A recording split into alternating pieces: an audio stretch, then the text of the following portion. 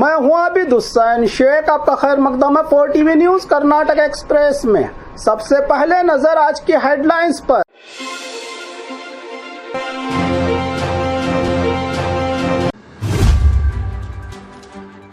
बेंगलुरु के 40 प्राइवेट स्कूलों को मिली बम की धमकी। जिला कलेक्टर फौजिया तरन्नुम के खिलाफ अपमानजनक बयान, मामला रवि कुमार से दोबारा पूछताछ।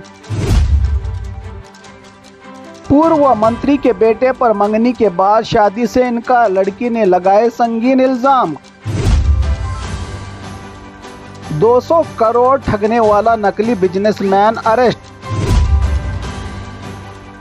जोमैटो और स्विगी स्टाइल में कचरा कलेक्शन सर्विस शुरू, घर बैठे ऑनलाइन बुकिंग पर आएगा कचरा बॉय। सरकारी स्कूल में सिलेंडर ब्लास्ट, 140 बच्चे बचे बाल। किताबें पकड़ने वाले हाथों से करवाया जा रहा है टॉयलेट साफ, शिक्षा विभाग पर उठे सवाल। 100 से ज्यादा बच्चों की जान खतरे में।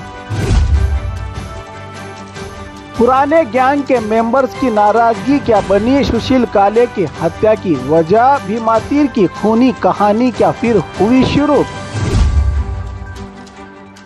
राज्य के सबसे बड़े हॉस्पिटल में MRI मशीन खराब, गरीब मरीजों का हाल बेहाल। अब खबरें विस्तार से।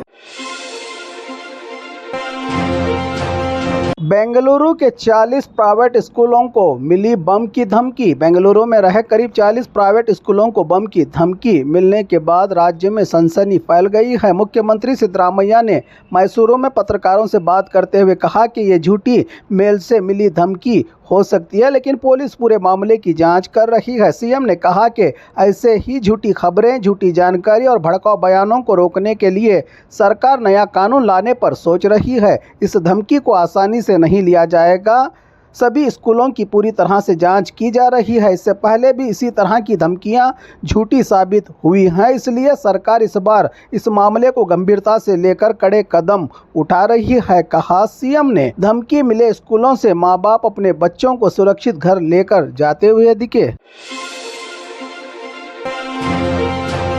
जिला कलेक्टर फौजिया तरन्नुम के खिलाफ अपमानजनक बयान, मामला रवि कुमार से दोबारा पूछताछ। गुलबर्गा डिप्टी कमिश्नर फौजिया तरन्नुम के खिलाफ पिछले दिनों अपमानजनक बयान और मंत्री प्रियंक खरगे पर जात पात से मुतालिक रिमार्क करने के इल्जाम में पूर्व बीजेपी के MLC एन रवि कुमार को गुलबर्गा के साउथ असिस्टेंट पुलिस कमिश्नर के दफ्तर में दोबारा पूछताछ के लिए बुलाया गया। ये केस गुलबर्गा चलो बीजेपी की हड़ताल के दौरान दिए गए अपमानजनक बयान के खिलाफ स्टेशन बाजार पुलिस थाना में किया गया था। केस दर्ज। पूर्व मंत्री के बेटे पर मंगनी के बाद शादी से इनकार, लड़की ने लगाए संगीन इल्जाम। कर्नाटका के पूर्व भाजपा के मंत्री गुलबर्गा जिला औराद के प्रभु चौहान के बेटे प्रतीक चौहान पर एक नौजवान लड़की का संगीन इल्जाम। इसके साथ 25 दिसंबर 2023 2 साल पहले हुई मंगनी के बाद शादी का वादा करके इससे जिस्मानी ताल्लुकात कायम किए और अब शादी से इनकार कर रहा है। लड़की का कहना है कि धूमधाम से हुई मंगनी में रिश्तेदार और कई बड़े लोग थे शामिल। मंगनी के बाद महाराष्ट्र के लातूर और शिरडी ले गया था प्रतीक, जहां इसने प्राइवेट होटल में इसके साथ जिस्मानी ताल्लुकात बनाए। 2 साल तक कांटेक्ट में रहने के बावजूद अब प्रतीक और इसका परिवार शादी से कर रहा है इनकार। पीड़ित लड़की ने बताया कि जब वो अपने माँ बाप के साथ प्रतीक के घर गई तो इन्हें गरीब कहकर जलील किया गया और इसके किरदार पर भी सवाल उठाए गए। दोनों परिवारों में झगड़ा भी हुआ था। पुलिस ने शिकायत लेने से इनकार कर दिया। अब लड़की बेंगलुरु के महिला कमीशन में खुद पहुंचकर कानून के मुताबिक शिकायत दर्ज करके इंसाफ की अपील कर रही है। यह मामला अब जांच के दायरे में आ गया है। तहकीकात के बाद ही सारी सच्चाई सामने आने की उम्मीद जताई जा रही है।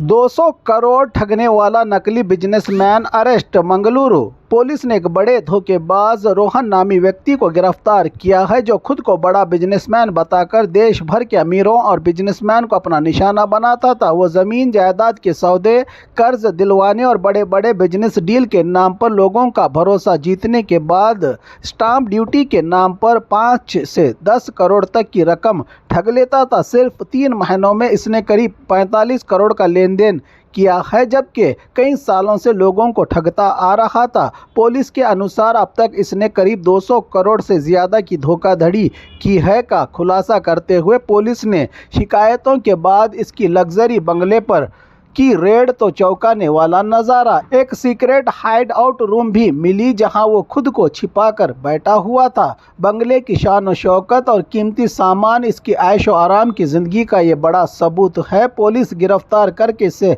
पूछताछ कर रही है और मामले की गहराई से जांच में जुटी है।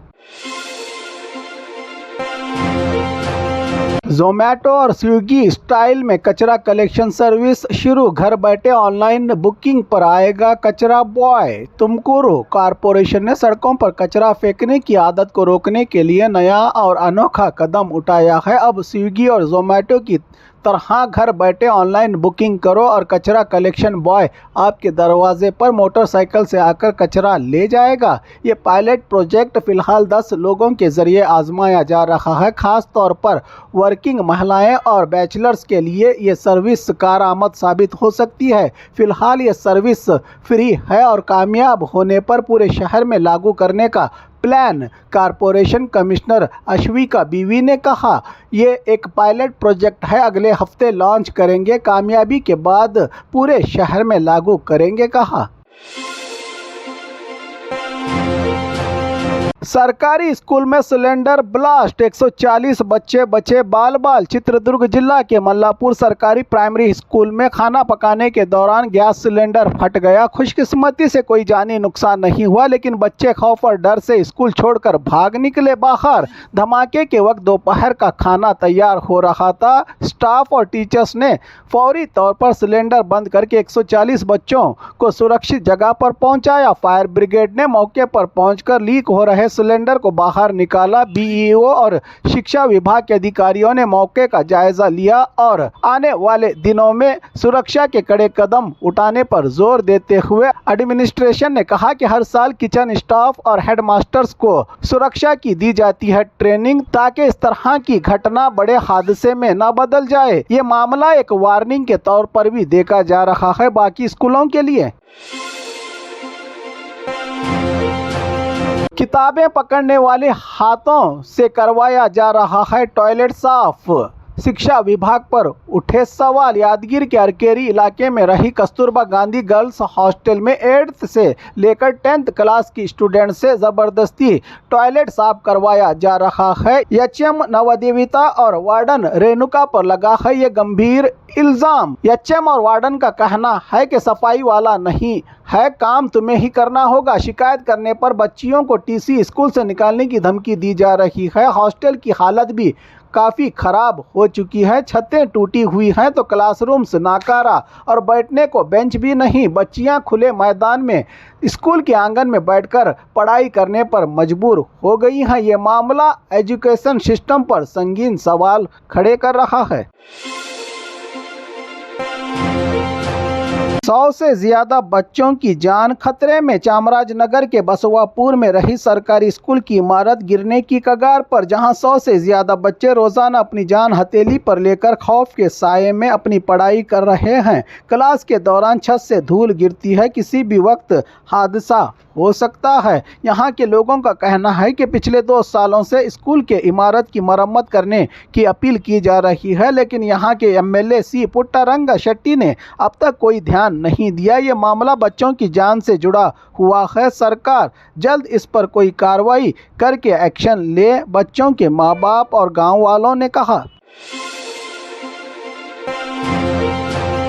पुराने गैंग के मेंबर्स की नाराजगी क्या बनी सुशील काले की हत्या की वजह? भीमातीर की खूनी कहानी क्या फिर हुई शुरू? बीजापुर में एक बार फिर खून बहा है। कुख्यात अपराधी भागप्पा हरिजन के पुराने साथी सुशील काले की 14 जुलाई को बेरहमी से हत्या कर दी गई। आरोप है कि भागप्पा के हत्यारों की मदद करने के शक में सुशील काले को 6 लोगों की गैंग ने चाकुओं से हमला कर मार डाला। पुलिस ने अब तक 6 आरोपियों को गिरफ्तार किया है, जबकि मेन आरोपी आकाश और सुभाष को पहले ही गोली मारकर पकड़ा गया था। आरोपियों से हथियार और बाइक भी बरामद किए जाने की जानकारी देते हुए जिला पुलिस वरिष्ठ अधिकारी लक्ष्मण निम्बर्गी ने कहा कि पुलिस मामले की गहराई से जांच कर रही है। आने वाले दिनों में पूरी सच्चाई बाहर आएगी, कहा जिला एसपी ने।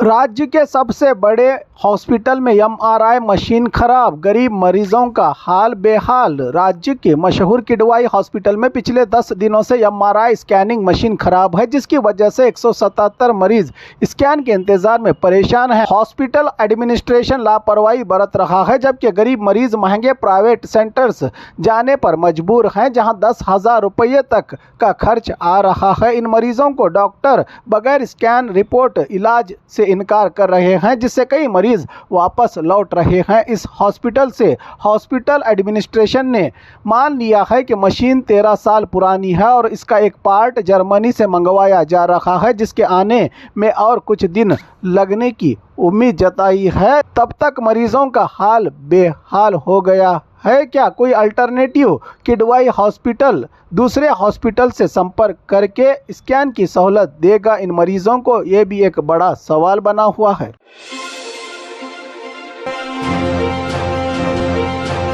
और खबरों के लिए देखते रहिए 4TV न्यूज़ कर्नाटक एक्सप्रेस।